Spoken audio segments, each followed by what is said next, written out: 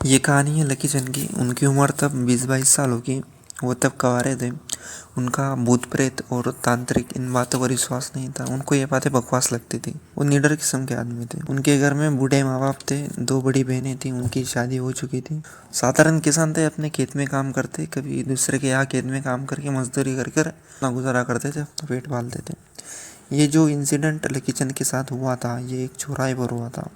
चौराहा यानी जहाँ 4 रास्ते आपस में मिलते हैं। तंत्र में इसका बड़ा महत्व होता है। भूत प्रेत और अलौकिक शक्तियों का केंद्र इसे माना जाता है। गाँव वाले बताते हैं कि करीब 100 साल पहले इसी चौराहे पर एक ऐसी दिल दहला देने वाली घटना घटी थी जिसे गाँव वाले आज भी याद करते हैं तो उनकी रूह कांप जाती है। एक दिन लकी चंद खेत से घर लौटा, देखता है तो उसकी माँ की तबीयत खराब है। वो माँ से कहता है कि माँ हम अस्पताल हो आते हैं। उसकी माँ मना कर देती है। लकी चंद फिर से कहता है कि माँ चलो। उसकी माँ चिंता भरे भाव से कहती है, बेटा अब शाम हो चुकी है, अस्पताल से लौटते वक्त हमको अंधेरा हो जाएगा और रास्ता भी काफ़ी ख़राब है, रहने दे, हम कल चले जाएंगे। लकी चंद कहता है कि कल मुझे खेत में काम है, कल भी घर देर से लौटूंगा मैं, तो कल भी मुझे वक्त नहीं मिलेगा। वो जिद पे अड़ा रहता है, जिद करता है थोड़ी, तो उसकी माँ भी मान जाती है। वो शाम के वक्त अपनी बैलगाड़ी लेकर निकलते हैं। उस समय लोग पैदल यात्रा करते या फिर बैलगाड़ी से आया जाया करते थे। अस्पताल पास के गाँव में था। 5 किलोमीटर पर पहुंचे वो लोग। काफ़ी देर इंतज़ार करने के बाद उनका नंबर आया। डॉक्टर से मिले और दवा ली और घर वापसी के लिए निकले। अंधेरा पड़ चुका था उनको। अंधेरा और घना होता जा रहा था। अंधेरा और सन्नाटा रात के अंधेरे को और भी गहरा बना रहा था। सन्नाटे को तोड़ने वाली हवा की आवाज़, पेड़ों की पत्तों की सरसराहट और आजू बाजू में खेत खलियान और कच्चा मिट्टी का रास्ता, दोनों वहाँ बैठे बातें करते हुए आ रहे थे। वो उस चौराहे के नज़दीक आ चुके थे। पहले जो हल्की सी ठंड चल रही थी अब वो और तेज़ गति से बहने लगी। आसमान में बिजली चमकने लगी और गरज की आवाज़ ने चारों ओर को दहला दिया था। कुछ ही पलों में आसमान से पानी की बूंदें गिरने लगी जो धीरे धीरे तेज़ होती जा रही थी। बैलगाड़ी की रफ्तार धीमी हो गई। बारिश की बूंदें लकी चंद और उसकी माँ के चेहरे पर गिर रही थी। अंधेरा घना होता जा रहा था और दूर दूर तक कुछ दिखाई नहीं दे रहा था कोहरे की वजह से। लकी चंद की माँ डर गई थी। लकी चंद अपनी माँ से कहता है कि माँ डरो मत, बस कुछ देर फिर हम घर पहुँच जाएंगे। वो बोल ही रहा था कि अचानक बैल रुक जाते हैं और अपने कदम पीछे लेने लगते हैं, गुर्राते हैं, दहाड़ते हैं और कावरे बावरे से हो गए थे। एक बैल हरकत की वजह से जोत से निकल जाता है। जोत यानी वो बड़ी लकड़ी जो बैलगाड़ी में बैलों के कंधों पर रखी जाती है। तो लकी चंद नीचे उतरता है, उस बैल को सही से बांधता है। अभी बहुत तेज आवाज के साथ बड़े पेड़ की टहनी टूटी है और बैल गाड़ी लेकर भाग जाते हैं। लकी चंद की माँ उस बैलगाड़ी में सवार थी, इसलिए उसकी माँ भी बैलगाड़ी के साथ चली जाती है। लकी चंद बैलगाड़ी में चढ़ने की कोशिश करने की वजह से नीचे गिर जाता है। लकी चंद की माँ ने बैलगाड़ी को रोकने की कोशिश की थी, लेकिन बैल इतनी तेज भाग रहे थे कि मानो उनके कदम जमीन को छू ही नहीं रहे। वो नहीं रोक पाई।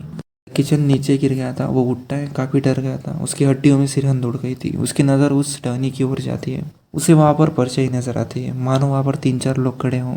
उसकी धड़कनें और तेज हो गई थी। लकी चंद को बहुत तेज किसी की गुर्राने की आवाज आती है। वो उस आवाज की ओर देखता है तो वही कुछ थोड़ी दूरी पर एक कटा हुआ सर नीचे पड़ा हुआ था। उसकी आंखें कोयले की जैसी चमक रही थी। उसी पल एक भयानक चीख सुनाई देती है और लकी चंद देखता है तो क्या, एक आदमी जिसका सर नहीं है, गले से खून की धारा बह रही है, शरीर खून से लथपथ है, एक हाथ में चिमटा और दूसरे हाथ में त्रिशूल लिए लकी चंद की ओर बढ़ रहा है। पल डर के मारे दौड़ना शुरू करता है। कुछ दूर भागने के बाद वो गन्ने के खेत में घुस जाता है।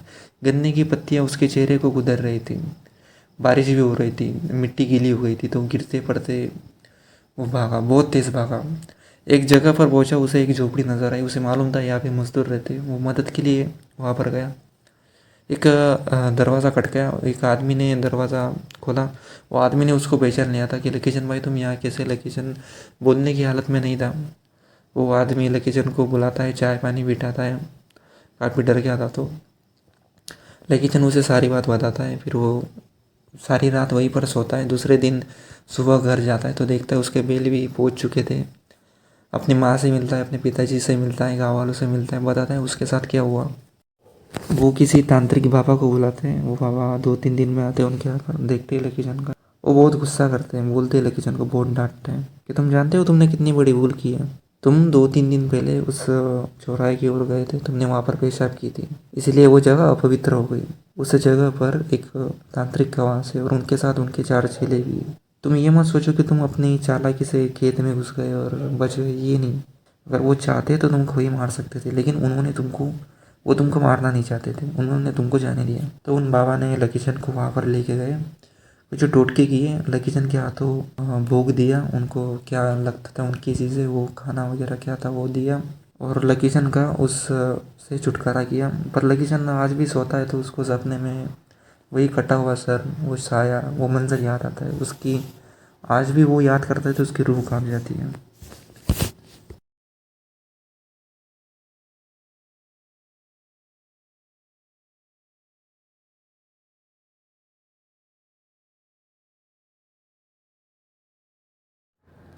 ये इस कहानी का पहला पार्ट था। अगर आपको ये कहानी अच्छी लगी हो तो कमेंट में बताइएगा। ये मेरा पहला वीडियो है दोस्तों, कुछ गलती हो गई होगी तो माफ़ कर देना।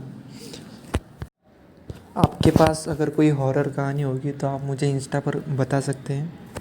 ये मेरा इंस्टा आईडी है।